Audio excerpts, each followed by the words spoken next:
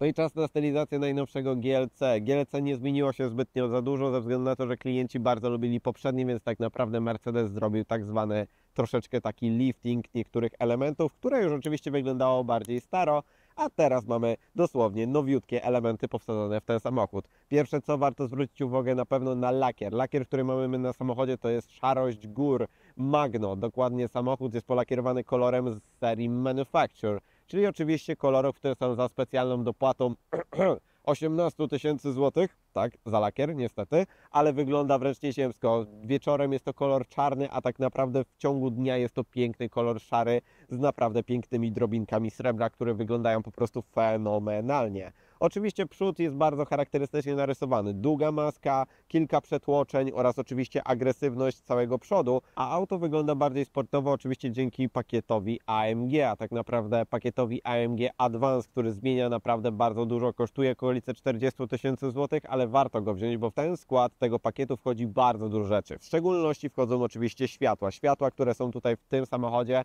są to te niesamowite, najnowsze możliwości, jeśli chodzi o Mercedesa. Mercedes Digital Light System to są światła za bagatela 10 tysięcy złotych, które tak naprawdę nie są już światłami matrycowymi, a są to dosłownie projektory. Tak, są to projektory, które mają ukryte bardzo dużo megapikseli w środku. Każda pojedyncza dioda jest w stanie wyświetlać coś innego. Wręcz niesamowicie są w stanie także doświetlić zakręty, są w stanie idealnie wręcz wycinać samochody jadące z naprzeciwka oraz co ważne są w stanie Wam wyświetlać iluminacje, takie jak właśnie podpowiedzi z nawigacji, możliwości alarmowania Was w sytuacjach kryzysowych, podświetlanie nawet pieszych, czy nawet wyświetlanie przejścia dla pieszych w miejscach tam, gdzie jest ciemno, a takiego przejścia nawet nie ma. Wow! To, jak to działa, to jest naprawdę niesamowity sztos, bo po prostu wyglądają te światła wręcz niesamowicie, a działają jeszcze lepiej. Zobaczcie na tą piękną wiązkę, która jest tutaj zrobiona z tego koloru niebieskiego oraz ten charakterystyczny element w formie świateł do jazdy dziennej. Kolejnym elementem z pakietu AMG jest na pewno grill z tymi charakterystycznymi dwoma poprzeczkami. Widać, że jest naprawdę bardzo ładnie także zrobiony. Pojawiły się tutaj oczywiście malutkie gwiazdeczki oraz te chromowane wstawki i także ten cały grill jest wokół oczywiście także wyczerniony. No i także zderzak oraz aerodynamika, która przywędrowała tutaj. Zderzak jest także kompletnie inny względem tradycyjnej wersji, takiej jak Avantgarde. Mamy więcej dokładek, mamy także oczywiście tutaj delikatny splitter oraz tutaj mamy dukt powietrza, który oczywiście jest także udoskonalony i także a dzięki niemu także mają być zmniejszone zawirowania powietrza, dzięki czemu także pojazd ma spalać delikatnie mniej paliwa. Wygląda to wręcz fenomenalnie, bardzo ładnie w takich detalach jest to wszystko podkreślone i szczerze powiedziawszy delikatna stylizacja AMG dodaje po prostu charakteru właśnie, jeśli chodzi o nowego GLC. Stylizację AMG oczywiście muszą także dopełnić koła AMG. 20-calowe obręcze, które są tutaj zastosowane oczywiście są z metali lekkich, kosztują okolice 5000 zł dodatkowo, ale wyglądają wręcz fenomenalnie. Przypomina mi się ten wzór właśnie z tamtej C-klasy, którą żeśmy testowali prawie rok temu dla Was i wyglądało to też wtedy nieziemsko. Bardzo fajnie polakierowane oraz z tymi rantami srebrnymi po prostu wyglądają delikatnie niczym szprychowe koła. Ale warto na pewno także wspomnieć o gumieniu, które jest w ogóle różne pomiędzy przednią a tylnią osią oraz o tym, zobaczcie, jak mocno jest w stanie się wychylić przednie koło. To jest ten słynny patent Mercedesa, oczywiście, żeby także zmniejszyć średnicę zawracania, ale tutaj macie tak naprawdę 255/45 na R20, ale chodźcie zobaczymy, co jest także z tyłu. I tutaj jest dosyć duża różnica, widać tutaj preferencję tylnego napędu, jeśli chodzi o Mercedesa z dawnych lat. 285/40 na R20, czyli macie nie dość, że tylko szerszą oponę, ale macie także o innym profilu. I to jest też wyczuwalne, szczerze powiedziawszy, że tej trakcji na tylnej osi jest delikatnie więcej. Warto na pewno także wspomnieć o tym, że mamy tutaj w tym samochodzie zawieszenie zwane Airmatic, czyli jest to zawieszenie pneumatyczne, które pozwala oczywiście unieść parę centymetrów zawieszenie tak, żebyście mogli przejechać po niepewnych terenach i także macie wtedy większy komfort resorowania nawet na takich 20-calowych kołach, ale to jest mała rzecz. Jest tutaj także zastosowany system z Mercedesa C-klasy czy S-klasy. Jest tutaj zastosowana tylna skrętna oś. Tylna skrętna oś ma tutaj możliwość skręcenia tylnymi kołami aż 4,5 stopnia. Nie jest to aż tak duży i tak fenomenalny wynik jak w przypadku S-klasy, która ma 12,5 stopnia, ale uwaga, o 60 centymetrów jesteście w stanie zwęzić sobie także średnicę zawracania ze względu na to, że po prostu koła, kiedy manewrujecie, są w stanie Wam tylne także pomóc i to robi naprawdę niesamowitą robotę. Brawo! To jest naprawdę fajna rzecz w takich samochodach. GLC, jeśli chodzi o boczną stylizację, zbytnio się nie zmienił, bo po co zmieniać to, co się podobało klientom? Po prostu macie dosyć dużą możliwość konfiguracji tego samochodu. W naszym przypadku piękny kolor połączony także właśnie z tym pakietem Night, wyciemnienie tych wszystkich możliwych chromów, czarne lusterka i delikatne chromy dosłownie wokół klamek, które fajnie, że pozostały jeszcze tradycyjne, a nie tak jak w niektórych markach postanowili zmienić to na elektroniczne.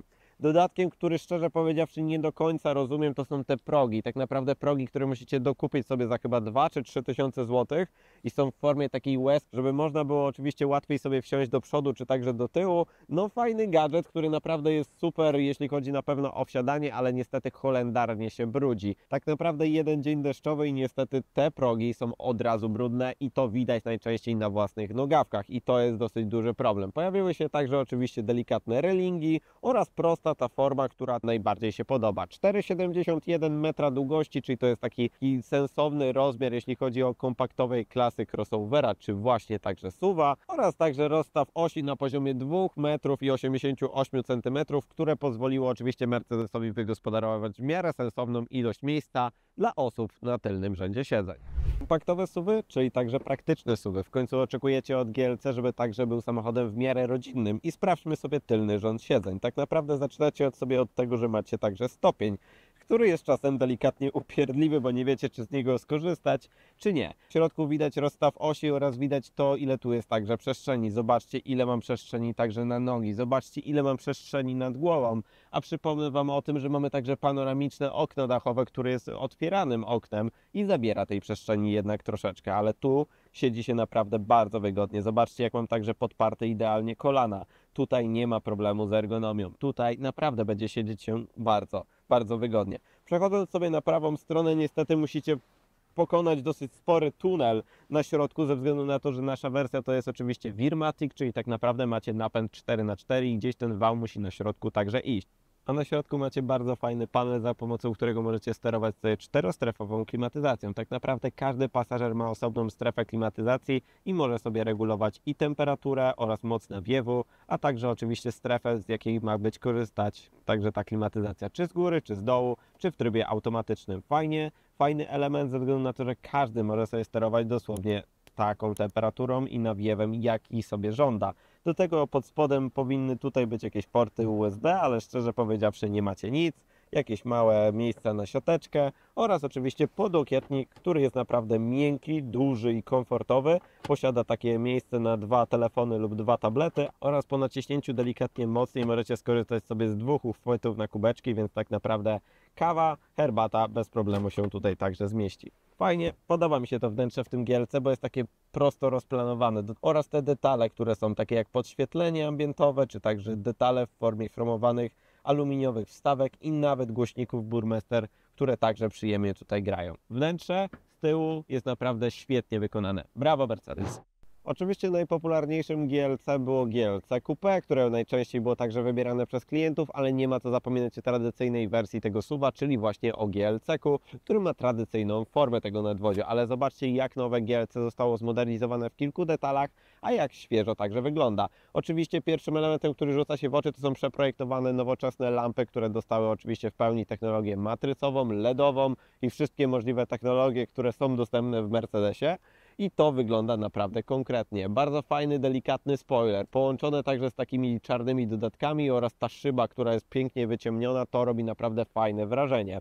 Do tego w naszym pakiecie jest oczywiście pakiet Night, który wyciemnia wszystkie możliwe chromy i to robi taką typową gangsterkę, jeśli chodzi o ten samochód. Nie mamy żadnych emblematów oraz ten ciemny, szary kolor robi naprawdę spore wrażenie.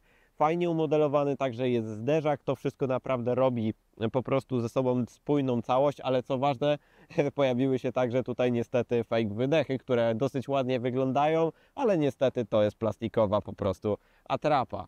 Czas na praktyczność bagażnika, bo w końcu kiedy kupujecie wersję GLC zwykłą, chcielibyście mieć jednak większą pojemność bagażnika. Elektrycznie otwierana klapa? Jest, oczywiście w standardzie. Co ciekawe, warto zwrócić uwagę na to, że ona podnosi się na standardowych podnośnikach, a cała elektronika jest ukryta dosłownie tutaj. Jeśli chodzi o takie pierwsze rzeczy, to warto na pewno wspomnieć o tym, że możecie sobie zamówić opcjonalnie oczywiście hak, który jest elektrycznie wyciągany i jest w stanie naprawdę sporo także pociągnąć, bo okolice chyba 1800 czy 1900 kg spokojnie GLC jest w stanie także pociągnąć. Jednym przyciskiem samo się zaraz za momencik schowa. Otwierając sobie także przestrzeń bagażnika, fajnie roletka umiejscowiona także na szynach i uwaga, 620 litrów pojemności bagażnika. To jest naprawdę konkretna wartość, jeśli chodzi o Mercedesa i tu możecie naprawdę sporo także upchać. Z takich ciekawostek, po prawej stronie macie oczywiście haczyk na zakupy, jakąś fajną gumeczkę, dwa elementy do mocowania bagażu oraz także po lewej stronie dosłownie to samo, włącznie nawet z gniazdem 12V i parę przycisków. Jeden przycisk jest odpowiedzialny za to, że kiedy macie zawieszenie pneumatyczne, jest w stanie Wam podnieść albo opuścić także samochód na tylnej osi, tak żeby było Wam łatwiej oczywiście pakować te bagaże. Pod podwójną podłogą, która także tutaj jest, zobaczcie, jak jest ogromna przestrzeń. Kiedy nie macie tutaj koła dojazdowego, a macie takie koło dojazdowe w sprayu jak my, to tutaj myślę, że 100 litrów to spokojnie jest dodatkowej przestrzeni. To jest po prostu naprawdę ogromny schowek. Kiedy by Wam brakowało jeszcze jakiejkolwiek przestrzeni, nie ma problemu, tak naprawdę 1680 litrów czeka na Was tak naprawdę za jednym pociągnięciem. Elektrycznie się wszystko dosłownie delikatnie składa i w tym momencie macie płaską podłogę bezproblemowo, także możecie przewieźć sobie większe przedmioty. No i wtedy, kiedy byście chcieli się wybrać ze znajomymi w Alpy, tak możecie to zrobić, bo macie także oczywiście przelotkę na narty, którą możecie sobie wykorzystać i przewieźć narty środkiem, bo to jest faktycznie normalne GLC, a nie wersja Coupe. I kończymy sobie na ostatnim elemencie, czyli tak naprawdę zamykaniu, włącznie także z ryglowaniem zamków. I to jest bardzo fajna rzecz, bo kiedy macie rzeczy w rękach, możecie odejść, a samochód za chwilę się sam zamknie. Czas na gamę silnikową Mercedesa GLC, a tak naprawdę Mercedes tutaj zastosował bardzo fajną gamę silnikową i nie jest to jeden silnik jak w przypadku większości producentów, tylko tak faktycznie jest kilka ciekawych propozycji. Duża maska jest przygotowana tak naprawdę na kilka różnych rodzajów silnika. Zaczynamy sobie oczywiście od benzyny. Benzyny, które macie w wersji 200 oraz 300. 200-konna, tak dokładnie 204 konie plus okolice 30 koni z miękkiej hybrydy oraz silnik, który też bazuje na tym samym. Oczywiście o sprzęcie, czyli 300, która ma już 248 koni i oczywiście także silnik elektryczny w formie tej miękkiej hybrydy. W naszym przypadku także wylądowała ta tu 200, czyli tak naprawdę dwulitrowy, czterocylindrowy silnik o mocy właśnie 204 koni, 320 Nm i sprincie w okolicach 7,8 sekundy do pierwszej setki.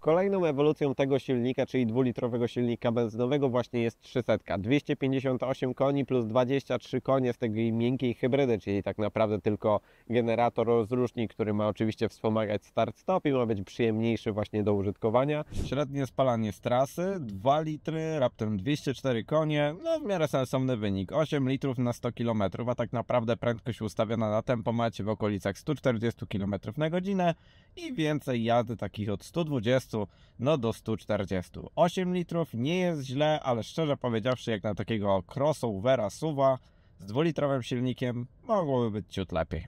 Okolice 6,5 sekundy do pierwszej setki, bo wszystkie wersje, jeśli chodzi o GLC, macie już także sprzęgnięte z 9-biegową skrzynią 9G-Tronic, która jest bardzo fajnym 9-biegowym automatem oraz połączone to jest z napędem Wirmatic, czyli napędem 4x4, który już jest stosowany także w Mercedesie właśnie od lat. Ale oczywiście to nie są wszystkie silniki, macie jeszcze benzynę w formie PHEV'a, benzynę w formie fajnych sportowych samochodów. Jeśli chcielibyście wiedzieć, czy w samochodzie tej klasy jest koloryzowanie dźwięku z głośników, tak.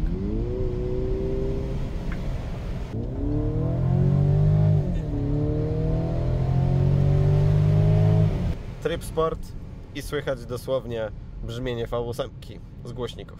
Oraz właśnie nawet diesla hybrydę. No to co, czas porozmawiać o PHEV'ach. Wersje doładowywane z gniazdka to też jest bardzo fajna alternatywa dla tradycyjnych silników. Tak naprawdę bazujecie na silnikach benzynowych, które Wam już wcześniej wymieniłem, ale dodajecie do tego moc okolice 136 koni, bo wtedy silnik elektryczny jest o wiele mocniejszy. I to jest bardzo fajna rzecz, żeby oczywiście zużycie energii oraz zużycie prądu także spadło. No i oczywiście przyspieszenie do setki także już jest lepsze, bo okolice 6,5 sekundy oraz okolice 5 sekund to wtedy jest w stanie właśnie zrobić 300D oraz 400D. To są właśnie silniki typu PHEV. A jeszcze macie bardzo ciekawą alternatywę, czyli tak naprawdę silnik diesla w wersji właśnie hybrydowej typu plug-in i tam już jest też ciekawie. Połączenie silnika diesla oraz oczywiście hybrydy jest niesamowicie oszczędną opcją i postaramy się dla Was to sprawdzić w przyszłych testach właśnie związanych z tą marką, ale macie fajnie, bo macie 325 koni, bardzo duży moment obrotowy i także spajne, także właśnie spalanie. No i creme de la creme, czyli wersję AMG, w końcu także to jest Mercedes i musi być tutaj bardzo fajna AMG. AMG macie w dwóch wersjach, 43 oraz 63S, która właśnie teraz w tym momencie dowędrowała do gamy silnikowej GLC. 43 to jest tak naprawdę silnik z Mercedesa A45 i to macie okolice 421 koni z 2 litrów, tam jest już oczywiście konkretny przeciąg. A jeśli chodzi o nową wersję, czyli 63S, jest to silnik 421 koni plus dodatkowo jeszcze silnik elektryczny, więc łącznie tam macie 680 koni i okolice 3,8 sekundy do pierwszej setki. Więc szczerze powiedziawszy, jak tutaj wyląduje AMG, to będzie naprawdę konkretna rakieta. No to czas, moi drodzy, porozmawiać trochę o wnętrzu najnowszego GLC, a zmieniło się tutaj naprawdę sporo ze względu na nową generację i nowy środek, który tutaj przywędrował. Przywędrowało tutaj sporo rzeczy z C-klasy, którą żeśmy dla Was testowali jakiś czas temu i opowiadają tam naprawdę dużo rzeczy o tym, co się zmieniło właśnie w najnowszych Mercedesach. A tak naprawdę GLC to jest właśnie dosłownie kopia tego wnętrza przystosowana do SUV-a, crossovera, tak naprawdę właśnie tej C-klasy. Zacznijmy sobie od tego, jakie są w ogóle tutaj materiały. Szczerze powiedziawszy, materiały są naprawdę wysokiej, fajnej jakości i czuć tutaj tego Mercedesa. Bardzo ładnie jest to wszystko zrobione. Do tego przeszycia oraz te wstawki aluminiowe, czy także te dekory, to wszystko naprawdę bardzo dobrze wygląda. Co prawda są problemy delikatne z skrzypieniem. Niestety tutaj te nawiewy potrafią delikatnie skrzypieć oraz oczywiście nawet delikatnie czasem tablet sam z siebie potrafi wydać jakieś dźwięki oraz cała ta konsola, no niestety coś tu nie gra. W Mercedesie od ostatniego czasu takie te rzeczy są i delikatnie potrafi to tu zabrzmieć, ale tak naprawdę to nadal jest Mercedes, włącznie z tymi przyciskami multimedialnymi, które są po prostu wszędzie rozmieszczone w formie dotykowych. Ale zobaczcie na te piękne elementy, które są tutaj dołączone do tego wnętrza. Tutaj mamy piękny, dosłownie aluminiowy wstawkę. Tutaj mamy także panel, który jest zrobiony z takiego przyjemnego naprawdę metalu, który jest dosłownie polakierowany właśnie w takiej formie. To jest element, który możecie sobie zmieniać w tym wnętrzu. Może być to piano black, może być to drewno, może być to aluminium oraz właśnie może być taka imitacja właśnie takiego metalu, czy nawet włókno węglowe za większą także dopłatą. Jeśli chodzi o to, co jest przed kierowcą, w naszej wersji, właśnie z pakietem AMG, dostajemy także przepiękną kierownicę, którą po prostu uwielbiam ze względu na to, że jest gruba, mięsista i jest świetnie wyprofilowana. Skóra nappa, która jest także na niej, jest bardzo miękka i przyjemna w dotyku i czuć tutaj tą po prostu precyzję wykonania tego i jak to jest zrobione. Jest to nowy ten model kierownicy, gdzie już są te 4 poprzeczki oraz wszędzie możliwe dotykowe przyciski, którymi sterujemy przeróżnymi funkcjami. Po lewej stronie sterujemy sobie tutaj tym ekranem, który mamy tutaj przed oczami kierowcy. Jego personalizacja jest po prostu wręcz niesamowita. Tych trybów, tych zegarów oraz tego wszystkiego, czym możecie tutaj sterować, jest naprawdę sporo i to robicie za pomocą właśnie tej lewej części i dotykania tych paneli haptycznych, które są tutaj zamocowane. Do tego macie sterowanie tempomatem tutaj delikatnie niżej oraz dosłownie jakby duplikację tego macie też po prawej stronie i wtedy możecie sobie sterować tym centralnym ekranem także i właśnie z kierownicy. Podstawowe rzeczy takie jak multimedia, odbieranie telefonów także się tutaj dosłownie znalazło. Fajna, przyjemna także ten poduszka z tym dużym logo Mercedesa oraz te wstawki aluminiowe, no robi to robotę. No i na sam koniec są takie wisienki jak właśnie na przykład te manetki do zmiany biegów, to też naprawdę bardzo fajnie wygląda. Trzeba się przyzwyczaić także oczywiście do wybieraka skrzyni biegów, bo jest jak to typowym Mercedesie tutaj przy kierownicy, a wycieraczki tradycyjnie po lewej stronie. Fajne jest to też na pewno, że mamy dosyć fajne jakościowo materiały tutaj, także ta czerwona skóra i połączenie tych aluminiowych wstawek to robi naprawdę dosyć dużą robotę oraz także wszystkie te możliwe dotykowe panele, które są i za pomocą tych paneli także sterujecie sobie oczywiście wszelakimi ustawieniami waszego fotela. Szczerze powiedziawszy, szkoda, że to jest dotykowe, a nie pozostało troszeczkę analogowe, potrafi to delikatnie być upierdliwe. Przed oczami kierowcy to, co najważniejsze w Mercedesie od dłuższego czasu, czyli tak naprawdę dosyć duży ekran, który jest wyświetlany na przeziernie w formie na szybie, czyli head-up display. Head-up display, który mamy tutaj, jest naprawdę dużej rozdzielczości, ma naprawdę dużo funkcji i jest w stanie naprawdę także dosyć dużo informacji nam dostarczyć. Czy to z nawigacji, czy prędkość, czy znaki, czy różnego rodzaju komunikaty. Tego naprawdę jest dosyć dużo w stanie to wyświetlić. Oczywiście wymaga jakiejkolwiek tam dopłaty. No i to, co najważniejsze, to jest oczywiście nowy system MBUX, który mamy tutaj na środku, o którym Wam opowiadałem właśnie bardzo dużo już w C-klasie. Jest to ten nowoczesny system MBUX, w którym jest naprawdę mnóstwo rzeczy i działa wręcz niesamowicie dobrze. Widać, że to jest takiej wysokiej klasy naprawdę tutaj już sprzęt i połączone jest to także z niesamowicie dobrym nagłośnieniem Burmestera, które wymaga delikatnej dopłaty, choć w pakiecie AMG już jest nawet w standardzie. Fajnie gra, naprawdę czuć tutaj mięsistość basu i czuć tutaj po prostu to, że macie dobrze wygłuszone nadwozie, dobrze wygłuszone także kabinę oraz także połączenie tych głośników w formie tego Burmestera. Z ciekawostek różnych funkcji, także układ klimatyzacji jest także na ekranie i wszystkim sterujecie sobie dosłownie za pomocą kliknięć tutaj właśnie na tym ekranie. Co prawda fajnie, że jest zawsze klimatyzacja na wierzchu, więc nie ma z tym większego problemu, żeby także po prostu z tego korzystać. Parę różnych funkcji tutaj jest pod spodem w formie na przykład włączenia kamer 360 stopni, które są po prostu fenomenalnej jakości. Jak to wygląda? Dosłownie jakbyście mieli rozstawione 4 konkretne kamery 4K wokół samochodu i naprawdę przy parkowaniu fenomenalna robota Mercedes, że to aż tak dobrze działa. Do tego zmiany trybów, takich oczywiście jak tryby jazdy oraz wszystkie wszelakie ustawienia samochodu. No jest tym tutaj czym się naprawdę pobawić i do tego oczywiście asystent głosowy, czyli Hej Mercedes. Słucham. A jak robi delfin? Tak oto wygląda Hej Mercedes, tak naprawdę stand-uper w czystej postaci, jeśli chodzi o umilenie dnia oraz wszystkie możliwe funkcje możecie sterować także głosowo w formie nawigacji, czy nawet podgrzewania, oczywiście foteli, czy różnych rodzajów klimatyzacji. To wszystko działa za pomocą dosłownie głosu. Przechodząc sobie delikatnie niżej, mamy tutaj także ukryty taki fajny element, za którym mamy także ładowarkę indukcyjną, 2 porty jeśli chodzi o USB typu C oraz także miejsce na kubeczki, więc tutaj jest na pewno gdzie to fajnie odłożyć oraz zamknąć tak, żeby oczywiście nikt nie miał do tego dostępu i żeby to schludnie także wyglądało. Podłokietnik, kolejne 2 porty USB, jakieś miejsce oczywiście na Wasze drobiazgi w formie dokumentów, czy nawet mała tacka Fajnie, że to się otwiera tak na dwie strony. Z ciekawostek warto jeszcze na pewno zwrócić uwagę na to, że jest tutaj zamontowana możliwość nagrywania za pomocą wszystkich tych kamer. Macie możliwość rejestrowania dosłownie tego, co się dzieje na zewnątrz na pendrive'a, czyli macie tak naprawdę wbudowany wideorejestrator w tym samochodzie, dzięki czemu możecie się pozbyć dodatkowych wideorejestratorów i tutaj po prostu sobie to nagrywać za pomocą jednego kliknięcia, wszystko właśnie, co się dzieje dookoła samochodu, więc to jest naprawdę super dodatek. A tak to wnętrze jest identyczne takie jak w C-klasie, czyli nowe, mercedesowskie, dopracowane co do szczegółów i naprawdę świetnie tu się siedzi i świetnie się korzysta z tych wszystkich technologii, które są tutaj na pokładzie. I tak oto wygląda wnętrze GLC. A czas, moi drodzy, na fotele oraz wnętrze. Zobaczcie, jak mamy fajnie skonfigurowane wnętrze w pakiecie AMG oraz jak to jest ciekawie połączone także z tą skórą. Skóra, która jest w czerwonym kolorze oraz z czarnymi także wstawkami. Fajnie, bo Mercedes daje Wam oczywiście dosyć dużą możliwość personalizacji. Macie fajną, białą, taką alpejską biel, macie także beże oraz oczywiście sportową, typową czerń, czy także skórę Nappa, która jest wysokiej jakości. Tutaj mamy standardową skórę i czuć, że ona jest taka troszeczkę, powiedziawszy, plastikowa, ale nadal jest dosyć dobrej jakości. Co do regulacji, co do możliwości i wygody tych foteli, jest całkiem nieźle, choć szczerze powiedziawszy spodziewałem się czegoś lepszego po Mercedesie.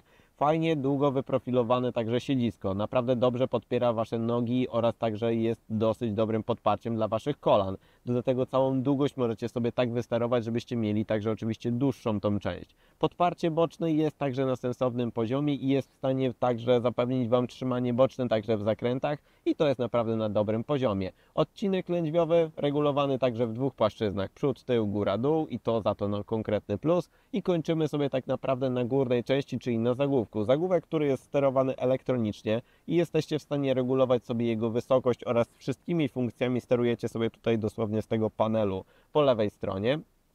I co ważne, jest także konturowy, czyli tak naprawdę możecie sobie dostosować to do Waszej głowy. Zobaczcie, jak możecie blisko sobie przybliżyć właśnie zagłówek, tak żebyście byli jak najbardziej komfortowo ustawieni. Ale nie zmienia to faktu, że po 200-300 km niestety delikatnie czujecie te fotele, że mogłyby być już niestety troszeczkę lepsze.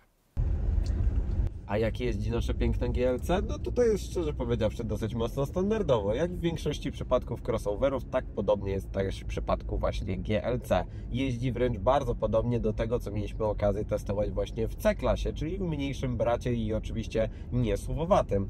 Jeśli chodzi o ten samochód, zacznijmy sobie na pewno od zawieszenia. Zawieszenie, które mamy zastosowane w tym egzemplarzu, jest to oczywiście Airmatic, czyli najbardziej topowe zawieszenie za bagatela 16 000 złotych, które jest naprawdę bardzo fajnym zawieszeniem, oczywiście pneumatycznym. Niesamowicie dobrze wybiera nierówności oraz ma taką tendencję do pływania, którą bardzo lubię i na przykład cenię sobie też w innych markach, to tak samo delikatnie sobie płyniecie i większość tak naprawdę nierówności nawet nie jest wyczuwalne w środku, ale jest mały pewien minus w tym zawieszeniu. W pewnym momencie na niektórych nierównościach bardzo mocno czuć, jak hałasuje tylna część. Nie wiem, czy to jest wada naszego egzemplarza i jego, nie wiem, zużycia w jakiejkolwiek formie, ale delikatnie jest wyczuwalne stukanie oraz takie nieprzyjemne jakby przesuwanie samochodu na niektórych nierównościach i właśnie jest to wyczuwalne także na pneumatyce. GLC także występuje oczywiście z zawieszeniem standardowym sprężynowym, nazywa się wtedy Agility Control i jest też naprawdę bardzo fajnym zawieszeniem, które bardzo przyjemnie też tłumi nierówności, więc tutaj Mercedes zrobił oczywiście to, co potrafił najlepiej, czyli zawieszenie jest oczywiście zaawansowane technicznie, na wielowahaczu, ale działa wręcz wybornie i zawieszenie pneumatyczne umożliwia Wam także podnoszenie tego samochodu jak z układem kierowniczym i połączeniem tego z zawieszeniem jest naprawdę całkiem nieźle.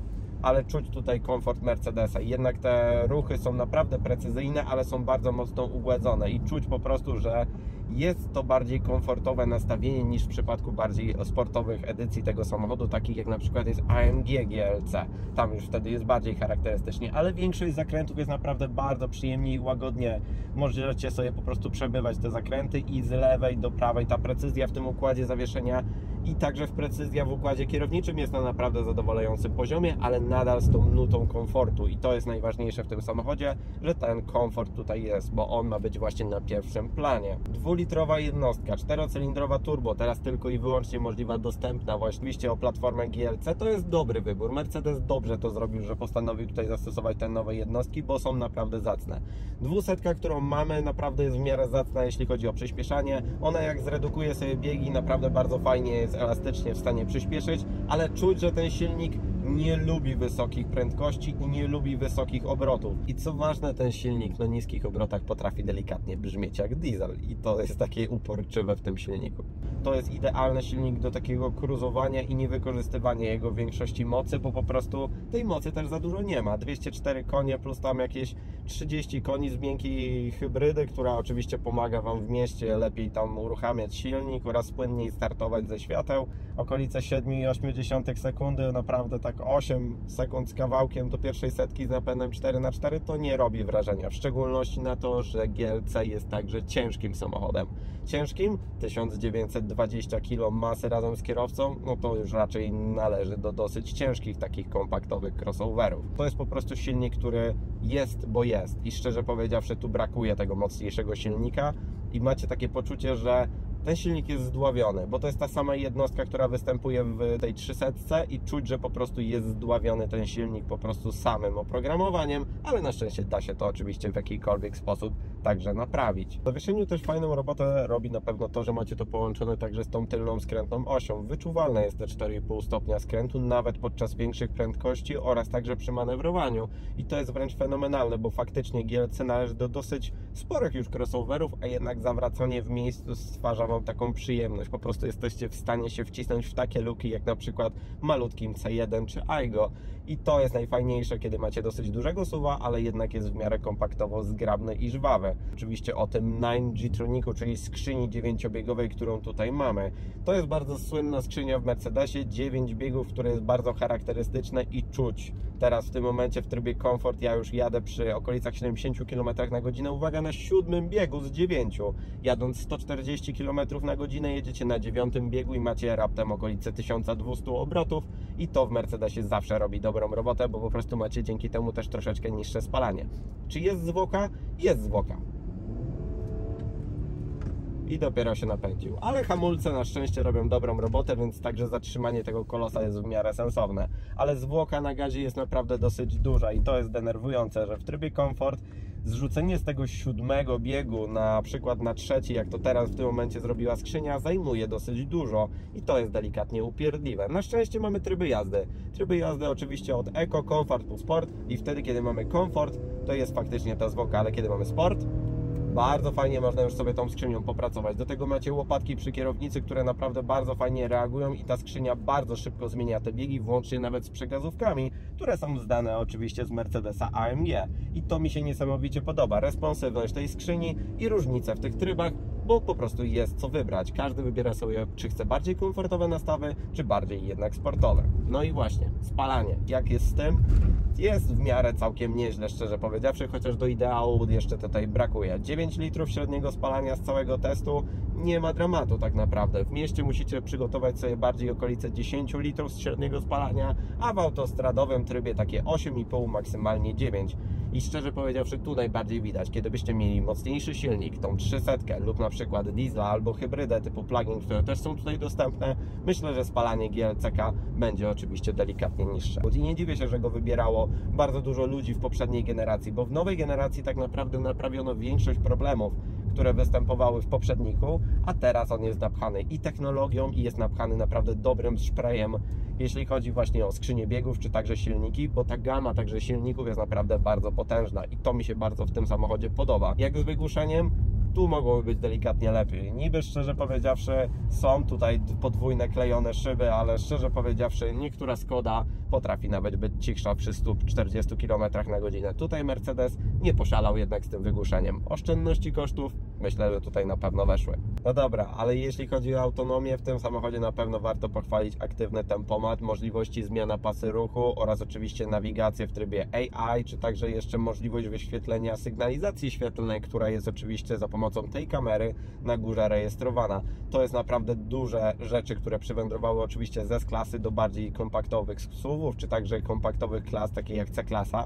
to naprawdę fajnie robi tą technologię, która robi wrażenie. I na pewno robi wrażenie w tym samochodzie ten cały odbiór wieczorem. Wszystko się świeci. Tutaj jest taki, szczerze powiedziawszy, trochę festyn i robi wrażenie na każdym, kto naprawdę wsiądzie też w to wnętrze, że tutaj macie tyle różnego rodzaju błyskotek, kolorów. Ale no co, nie dziwmy się. W końcu Mercedes to Mercedes. Ma być tutaj konkretnie technologicznie oraz oczywiście mega komfortowo. I to faktycznie im się udało w tym GLC. Połączenie jednego z drugim jest dosłownie wybornie. I tak oto, moi drodzy, wygląda jazda GLC. Naprawdę fajny, przyjemny w odbiorze samochód typu crossover. Nie dziwię się, że Mercedes aż tak dobrze go sprzedaje i aż w takim wolumenie go sprzedaje, bo to jest naprawdę bardzo dobrze skonfigurowany samochód, włącznie z jego wszystkimi właściwościami. Właściwości terenowe, powiedzmy, jakieś są. Właściwości jezdne, oczywiście na wysokim komforcie i na wysokim poziomie, jeśli chodzi oczywiście o Mercedesa. Do tego cała stylizacja, nowoczesne technologie, które tutaj są, no wszystko to robi ze sobą naprawdę duże wow. Ale trzeba także niestety zbić się z ceną. Najnowsze egzemplarze GLC zaczynają startować od 258 tysięcy złotych właśnie z tym silnikiem, który my mamy, czyli taką benzynową 200, która tak naprawdę jest podstawowa. A samochód, który żeście widzieli dzisiaj na filmie, kosztuje, uwaga, 410 tysięcy złotych w konfiguratorze, ze względu na to, że jest dopakowany we wszystkie możliwe ciekawostki, które są. Pakiet AMG Advance 40 parę tysięcy złotych, do tego oczywiście pakiety Shadow, inne felgi oraz jeszcze to wnętrze, to wszystko są kolejne koszty, a także i sam lakier za bagatela 10 czy 11 tysięcy złotych. Tych dodatków, jak to w Mercedesie, jest dosyć sporo i niestety one dosyć mocno podrożają ten samochód. I tutaj, szczerze powiedziawszy, bym mocno się zastanawiał nad tym, czy jednak nie wybrać wersji na typu hybryda typu plug-in, diesel typu plug-in, albo właśnie mocniejsza benzyna, ze względu na to, że silnik 200 jest jaki jest. Mogłoby być troszeczkę lepiej i mogłoby być troszeczkę żwawiej, jeśli chodzi o ten samochód. Czy będzie się dobrze sprzedawał? Tak, będzie się dobrze sprzedawał, bo ludzie uwielbiali GLC i w wersji GLC Coupé ten samochód będzie się sprzedawał jak ciepłe bułeczki, ale szczerze powiedziawszy, Mercedes musi się bać jednego, na przykład Volvo XC60, które jest w tym samym dosłownie segmencie i jest tak samo premium, a czasem jest nawet lepiej wykonane w środku niż to, co proponuje Mercedes, ale nie zmienia to faktu, że GLC to nadal jest świetna propozycja. Ale czy bym go kupił? Nie wiem. Szczerze powiedziawszy, chyba poszedłbym w stronę Volvo. Ale nie zmienia to faktu, że on naprawdę świetnie wygląda. I te światła, które ma, to jest wręcz rewelka. I taki jest problem z tym samochodem. Jest dużo rewelacyjnych rozwiązań, ale największe, które mi się nie podoba, to siedzi pod maską, czyli ten 2-litrowy 200-konny silnik. Na pewno. O wiele więcej mocy tutaj potrzeba, ale gdybyście chcieli mieć fajnego, wyścigowego GLC, no to kto Wam zabroni? Możecie mieć AMG 43 o mocy 400 paru koni lub AMG 63S, który jest hybrydą i jest także oczywiście ultrasportowym samochodem, który ma prawie 600 koni. Więc no, tak, GLC może być naprawdę ultra sportowy, a także może być ultra komfortowy, więc tak, GLC może być naprawdę mega uniwersalnym samochodem. No i tak oto dobrnęliśmy do końca materiału z tym pięknym GLC. No i co, drogi widzu, nie zapomnij także zasubskrybować kanał Motookiem, bo kiedy dołączysz do subskrybentów naszego kanału, pomożesz także nam się rozwijać i dzięki temu będziemy mogli pokazywać Wam coraz to ciekawsze, coraz nowsze i coraz bardziej takie nietypowe marki na naszym kanale i także samochody, których oczywiście pragniecie. Więc co, dzięki serdeczne za subskrypcję, za obejrzenie tego materiału. No i nie zapomnijcie także o naszym Facebooku czy Instagramie, gdzie pojawiają się piękne zdjęcia oraz roleczki tych pięknych samochodów, które także widzicie na naszym kanale YouTube. No i co? Do zobaczenia w następnym materiale. Dzięki, cześć, hej!